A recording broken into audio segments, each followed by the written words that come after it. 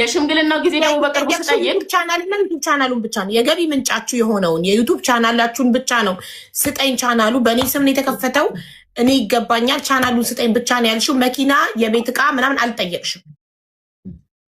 መኪና ጠይቄ ነበር ግን የተባልኩትን እኔ ማቀው ሂጆ ወደዛ ነው የተባልኩት። ምንም ጉሳጂ ምናምን አልተባልኩም። ከዛ እኔ ምንም ማለት አልችልም። ከዛ እኔ ካለኝ እኮ እኔ ማን ነኝ? እኔ ምን አይነት መልአክ ነኝ? እንኪው ሰጂ ስባል አልወስድም እምለው የለፋውበት ላቤን እንዴት አልወስድም እላለሁ? አይደረግም እኮ ግን ደግሞ ይሄ አለ አይደለ? እኔም ጋር ቢመጣ እሱም ጋር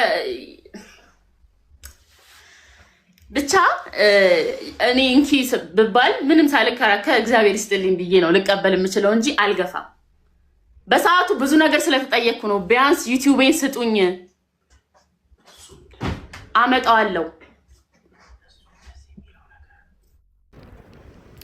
እኔ የምለው ማለት ነው ቤተሰብ ትናንትና እንግዲህ አሁን ላይ ሶሻል ሚዲያ እንደምታውቁት እንግዲህ ባለትዳር እንዲሁም አንድ ቤተሰብ አባል የሆነ ሰው በሽማግሌ ምናምን ነገሮችን መፍታት ትቷል።